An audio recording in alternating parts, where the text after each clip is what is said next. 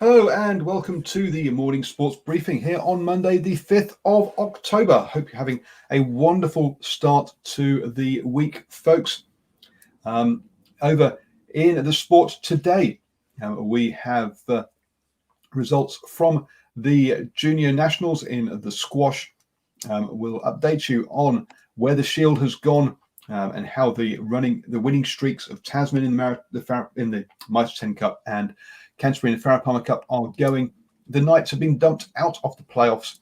It'll be game 3 today in the NBA Finals. Cycling, wow, we've got our third monument of the year. And boy, there's been a bit of a surprise in that one, as well as the second day of the Giro. We've got you up. We'll bring up to how Scott Dixon is doing, heading towards trying to win the IndyCar title. Over in the French Open, oh boy, the women's side of the event has really opened up, and we'll give you all the details on that as well. Hi, I'm Paul. I'll be your host today, and yes, this is your best way to start the day up to speed with all of the important sports news. Let's get over into the cycling. And yes, Liège-Bastogne-Liège, which is the third of the monuments, which are the top one-day races in cycling. We've already had Milan-San Remo, and I've gone blank, Il-Lombardia this year. This is the third one. In the women's event, Lizzie Deignan, the Briton, broke away and had a solo breakaway, which went all of the way to the finish. She was chased down, but managed to hold off her pursuers by 10 seconds to get over the line and get her third victory since returning from the shutdown. Over in the men's event, though, oh boy, this was a different situation on that uphill drag. Julian Alaphilippe, the recently crowned world champion, road race champion, made a break and was covered by Primoz Roglic, the long-time leader in the Tour de France, who came out just short in the end. A couple of the names that you'll recognise we've been talking about recently, Pogacar and Mark Hirschi also came across to that group. Julian Alaphilippe appeared to swerve, getting in the way of Hirschi, who then had to bump Pogacar, and he started celebrating too early, as Roglic then just managed to win by half a wheel length. So embarrassing for Julian Alaphilippe. In the end, it wouldn't have counted because of that move. He got demoted to 5th. But yes, congratulations to Primoz Roglic there, picking up his first monument win, which is pretty impressive for a Tour general classification leader or contender.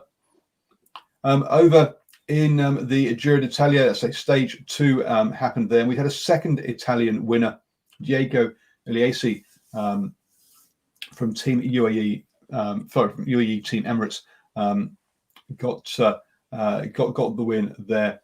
Again, a Punchiers stage with a bit of an uphill drag, but not enough for any of the general classification riders to come out and play yet. So early days in that one, but congratulations to Diego Uliassi for the victory there. I'm now going to hand you over to Stephen to take us through our birthdays this morning.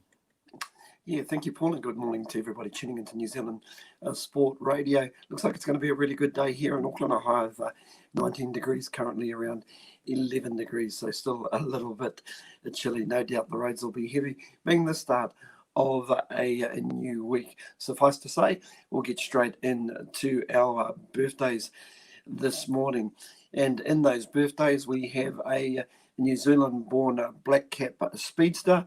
We have a rugby player that was born in Hunterville but went on to represent Wales, and finally a former All Black captain, and that's where we start this morning.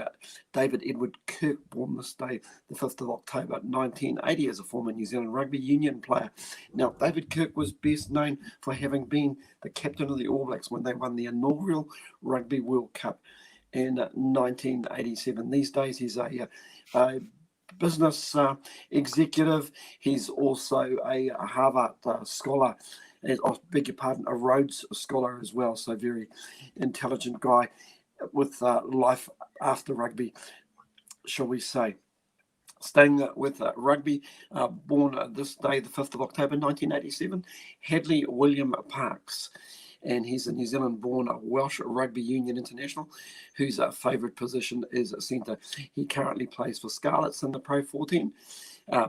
Also, Parks also has a successful BBC Rugby Union column. Now, interestingly enough, Hadley Parks originally made his debut in rep rugby for, I think it was Manawatu. So he played for Manawatu, but he also represented the Blues as well, but moved over to Wales, played for the Scarlets and made his debut for the Welsh Dragons in autumn 2017, and that was against the South Africans. So there we are, Hadley Parks. And finally, born this day is Derek Alexander Sterling, born the 5th of October 1961 in Upper Hutt in Wellington. He's a former New Zealand cricketer who played 6 tests and 6 one-day internationals from 1984 to 1986. He played Scottish club cricket for Stenhousemuir in 83 and 84. He also played for Menston in Yorkshire in 1985 and 1986 and had a run for the rest of the World 11 in Scarborough in 1985. Played most of his domestic cricket for Wellington, was known as a very, very quick bowler, but he sprayed it around a little bit. So if he could have found that accuracy, I'm sure he would have played more tests. But nevertheless, a very happy birthday to David Kirk, Hadley Parks and Derek Sterling today. I'll be back shortly with league news. Thank you very much, Stephen. And moving on to racket sports, and we've had the junior nationals have been taking place just over the weekend. There were over 300 matches played over 3 days, so with 170 players taking part. So a big event down there in Christchurch. Elijah Thomas won the under-19 boys competition 11-3, 11-3, 11-5 against Leo Fatialofa. Elijah's only 17. Natalie Sayers beat Georgia Rebeck 11-9, 11-4, 8-11, and 11-6 in the under-19 girls, and she's only 16, so a few more years at that level. Next up for them is the national teams event, will be taking place in Christchurch before we have the seniors nationals at the end of the month. So those top players will be playing in that one as well. Moving on then to the French Open, and on the men's side of the draw, we had a bit of controversy in this one. And first off, though, Rafa Nadal went through against Sebastian Korda, the American qualifier, and Nadal went through 6-1, 6-1, 6-2. On the others, he will now face Yannick Sinner, who went through 6-3, 6-3, 4-6, 6-3 against Alexander Zverev. Zverev, though, admitted afterwards he had a fever overnight and a sore throat. So he should not really have been playing and should have pulled out in that one under COVID protocols. Another tennis player who hasn't followed the protocols like he should have done. Let's hope Yannick Sinner's okay and doesn't catch anything, and can play Nadal in a couple of days. Over on the women's side, and things really have been opened up. The top seed Simona Halep lost to Iga Swiatek 6-1, 6-2 in that one, crashing out there. Another seed to drop out, or to get knocked out. And if we look at the women's side of the draw in that top half now, the only remaining seed at the quarterfinal stage is number 3 seed Svitolina. So you should say that she should be heading towards that. It was a good chance of getting through to the final. In the bottom half of the draw, they're still in the 4th round, not quite yet into the quarterfinals. 3 seeds are left there, but they're Kenin, the 4th seed, is the highest one. Then we've got Kvitova at 7th seed and Jobert at 30th seed. So only 4 seeds are left in it in the women's half of the draw. Roland Garros, it really has opened become a wide open competition there with that one. I'm now going to hand you back to Stephen for the sport that just keeps on giving. It's the time for our NRL update. Yes, Paul. Well, there's probably not much more to give in the NRL because we're sort of running out of weeks as we head towards the real pointy end of the season. In our league news this morning, the Knights join the Sharks as the first two eliminated teams in the NRL playoffs. We also look at a quick review of the results from the weekend.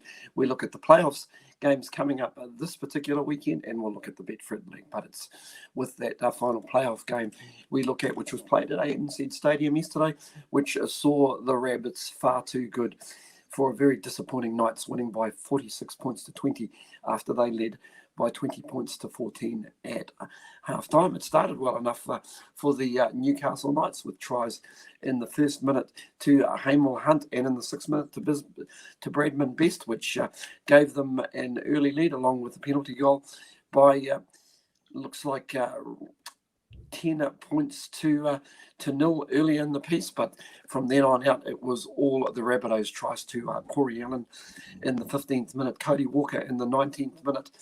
Then we had a try from Cameron Murray in the 31st minute. Alex Johnson in the 23rd minute.